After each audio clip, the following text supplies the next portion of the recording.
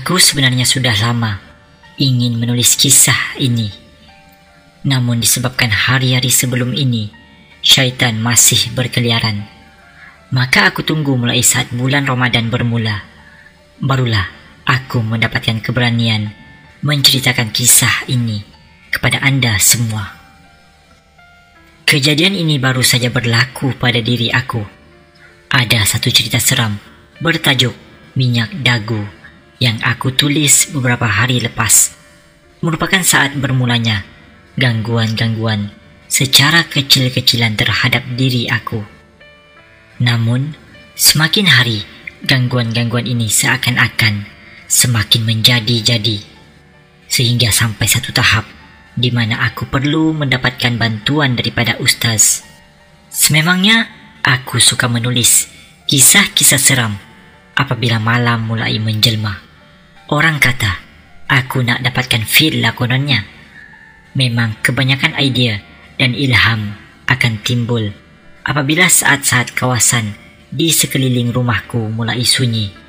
Langsung tiada bunyi yang boleh mengganggu tumpuan aku untuk menulis. Sehari selepas aku menulis kisah tersebut, waktu asar sehingga maghrib, seperti kebiasaannya, aku berkebun di belakang rumahku. Banyaklah kerja yang aku buat, seperti mesin rumput, menanam pokok dan kadangkala menyapu sampah. Aku sedikit hairan apabila waktu maghrib kian menjelma. Pasti aku dapat bau kemenyan dengan begitu kuat sekali. Bau kemenyan yang semakin lama semakin kuat menyebabkan aku tidak berani berada di luar rumah pada waktu-waktu menghampiri maghrib ini, khususnya jam 6.45 petang dan ke atas. Memang segera aku akan tutup pintu dan bersedia untuk solat di surau yang terletak hanya 3 langkah daripada rumahku. Bunyi laungan azan yang kuat sedikit sebanyak boleh melegakan hatiku, kerana aku percaya syaitan dan iblis ini mereka akan lari lintang pukang saat azan dilaungkan. Cumanya pada satu hari itu, di mana hari yang tiada aktiviti di surau, tiada siapa melaungkan azan di situ. Bukan aku tak mau azan, tetapi surau tersebut dikunci. Maklumlah, baru beberapa minggu lepas aku menghubungi polis apabila aku ternampak seorang mat rempit menceroboh masuk. Korang bayangkan, sampai kantin biskut, gula pasir dan cawan pun dicuri. Hari tersebut macam hari sebelum-sebelumnya juga. Jam 6.30 aku mula bau kemenyan, dan bau itu semakin ketara. Aku ni boleh tahan penakut jugalah sebenarnya. Sekiranya aku rasakan ada sesuatu yang tak kena, aku akan segera masuk ke dalam rumah dan mengunci pintu. Aku melalui ruangan yang memisahkan dapur belakang rumahku ke bilik makan. Aku terperasan ada sesuatu yang pelik. Langau. Ya, berpuluh-puluh ekor langau mulai hinggap di dinding dapur rumahku. Aku sedikit hairan kerana sepanjang aku hidup di rumah ini, tak pernah sekalipun aku nampak begitu banyak langau yang tiba-tiba saja hinggap di dinding. Aku cuba cari juga, manalah tahu ada bangkai tikus atau apa-apa bangkai, namun aku tak jumpa apa-apa pun. Aku segera mencapai risek dan menyembur kepada serangga-serangga berkenaan. Puluhan ekor mulai mati dan memenuhi ruang lantai dapurku. Segera aku ambil penyapu dan penyodok untuk membersihkan lantai tersebut. Apabila aku mulai lepak di atas sebuah sofa yang terletak di ruang tamu, telinga aku mulai terdengar bunyi nafas. Nafas seakan bunyi anjing bernafas. Alah, korang tahulah kan, anjing. Apabila lidahnya terjelir keluar, bunyi nafasnya amat kuat sekali. Begitulah bunyinya yang menyebabkan aku bangkit dengan cepat sambil memerhatikan keadaan sekeliling. Ah, sudah, dalam hatiku. Bukan apa, aku baru berjumpa dengan seorang kawan aku yang merupakan orang Mua juga. Dia ada beritahu, katanya kalau dengar bunyi mengilai itu, maksudnya benda tu jauh. Tetapi kalau dengar bunyi nafas, itu maksudnya dia berada dekat dengan kita. Aku aku dengan pantas mengambil wuduk dan mula membaca Yasin dan ayat kursi.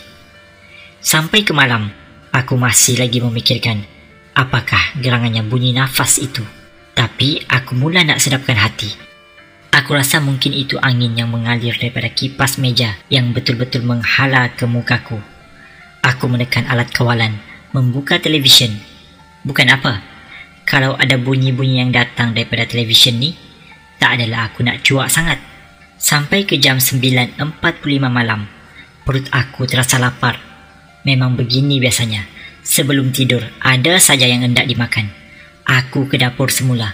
Aku lihat di dinding itu, tiada lagi langau-langau yang berterbangan atau menghinggap di kawasan tersebut. Aku mula memasak air, membuat kopi panas, dan selesai air dimasak, aku ke dapur sambil membawa cawan yang terisi dengan air kopi panas tadi.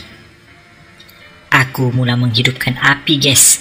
Niat hati nak menggoreng nugget ayam mas 5-6 ketul. Bolehlah aku makan?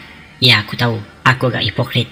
Apabila berjumpa pesakit, bukan main. Aku nasihat supaya tidak makan berdekatan waktu tidur, serta kurangkan makan berlemak dan berminyak. Tetapi aku sendiri tak buat pun. Aku membuka tingkap dapur jenis cermin lipat tu.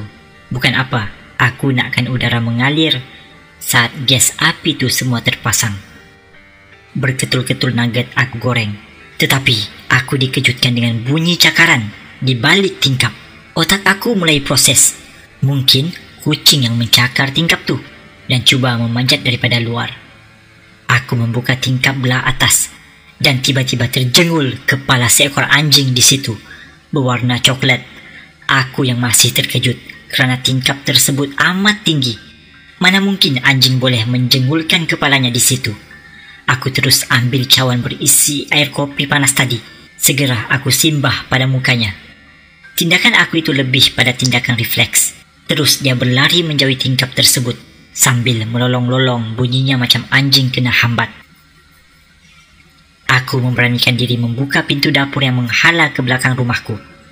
Aku tahu walaupun aku membuka pintu kayu tersebut, masih ada satu lagi pintu besi bergeril memisahkan ruang dapur dengan luar, yang mana merupakan kebun dan tempat tanaman-tanaman sayur, serta di belakangnya hutan rimba.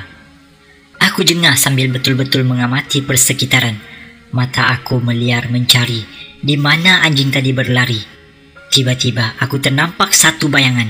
Tergamam aku apabila di balik cahaya bulan yang menerangi bahagian belakang rumah aku.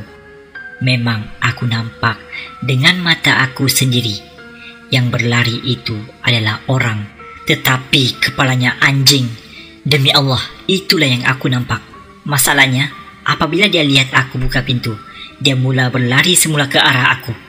Cepat-cepat aku menutup pintu kayu tadi, dan seterusnya aku tutup semua tingkap di dapur rumahku. Bunyi tapak kaki yang memijak daun kering menjadi semakin rancak. Aku terpaku, mendiamkan diri. Tiba-tiba saja dia menyalak. Aku yang terkejut tanpa berfikir panjang terus melaungkan azan sekuat-kuat hatiku. Aku terdengar bunyi tapak kaki yang berlari menjauhi rumahku tatkala dia mendengar laungan azan. Serius, memang aku tak dapat tidur langsung malam tu. Menjelang pagi, aku menghubungi ustaz yang aku kenali sebelum ini.